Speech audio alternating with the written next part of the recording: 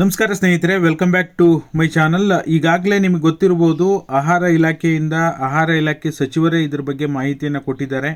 ಸಾಕಷ್ಟು ನ್ಯೂಸ್ ಪೇಪರ್ಗಳಲ್ಲೂ ಸಹ ಬರ್ತಾ ಇದೆ.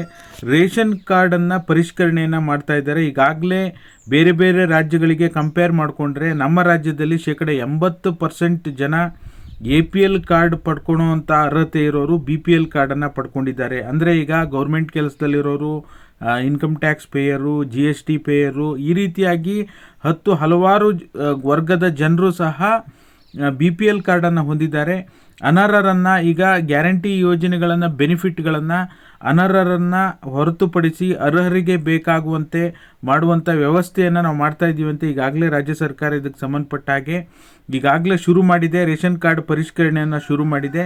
ನಿಮ್ಮ ರೇಷನ್ ಕಾರ್ಡ್ ಸ್ಟೇಟಸನ್ನು ಕೇವಲ 2 ನಿಮಿಷದಲ್ಲಿ ನಿಮ್ಮ ರೇಷನ್ ಕಾರ್ಡ್ ಸ್ಟೇಟಸನ್ನು ಹೇಗೆ ಚೆಕ್ ಮಾಡೋದು, ಆಮೇಲೆ ಬೈ ಮಿಸ್ ಆಗಿಯೂ ಸಹ ಏನಾದರೂ ಅರ್ಹರ ರೇಷನ್ ಕಾರ್ಡ್ ಏನಾದರೂ ನಿಮ್ಮ ರೇಷನ್ ಕಾರ್ಡ್ ಏನಾದರೂ ಬೈ ಮಿಸ್ ಆಗಿ ರದ್ದಾಗಿದೆಯಾ, ಅದಕ್ಕೋಸ್ಕರ ಗೃಹಲಕ್ಷ್ಮಿ ಹಣ ಬರ್ತಿಲ್ವಾ, ಈ ರೀತಿಯಾಗಿ ಸಾಕಷ್ಟು ಸಮಸ್ಯೆಗಳಿದೆ.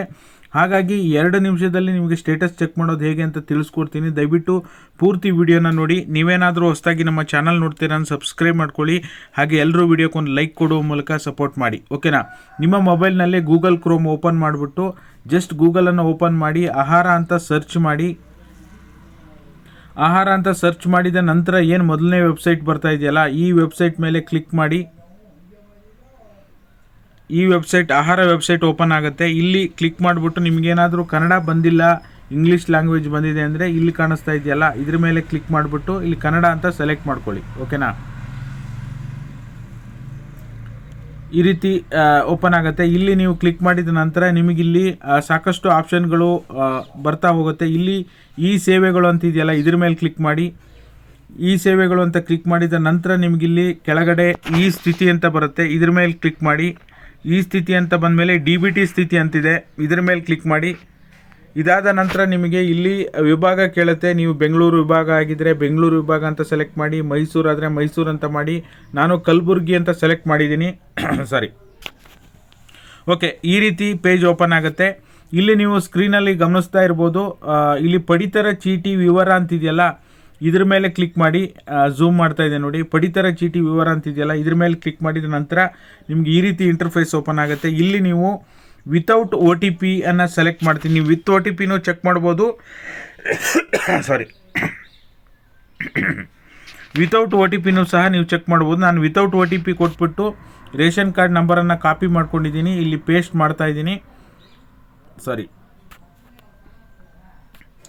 ಓಕೆ, ರೇಷನ್ ಕಾರ್ಡ್ ನಂಬರನ್ನು ನಾನಿಲ್ಲಿ ಪೇಸ್ಟ್ ಮಾಡ್ತಾ ಇದ್ದೀನಿ, ಒಂದೇ ಸೆಕೆಂಡು.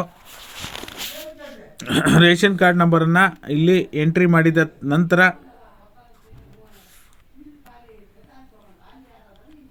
ಓಕೆ, ರೇಷನ್ ಕಾರ್ಡ್ ನಂಬರನ್ನು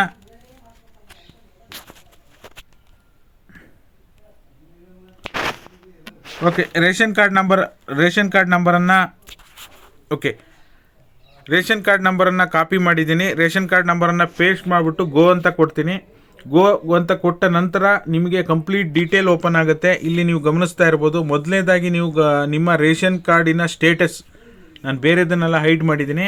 ನಿಮ್ಮ ರೇಷನ್ ಕಾರ್ಡಿನ ಸ್ಟೇಟಸ್ ಆ್ಯಕ್ಟಿವ್ ಅಂತ ಇದೆಯೋ ಇಲ್ವೋ ಇವತ್ತೇ ತಪ್ಪದೆ ಎಲ್ಲರೂ ಇದೇ ರೀತಿಯಾಗಿ ಚೆಕ್ ಮಾಡಿ ಕಮೆಂಟ್ ಮಾಡೋ ಮೂಲಕ ತಿಳಿಸಿ.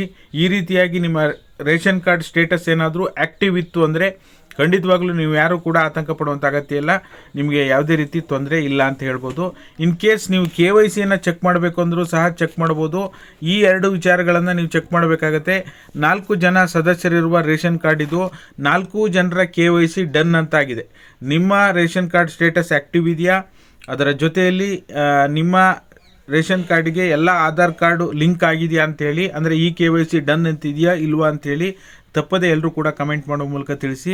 ಇದಾಗಿತ್ತು ಈ ಕ್ಷಣದ ಮಾಹಿತಿ. ವಿಡಿಯೋ ನೋಡಿರುವಂಥ ನಿಮ್ಮೆಲ್ಲರಿಗೂ ಸಹ ಧನ್ಯವಾದಗಳು. Thank you all. Thank you so much for watching.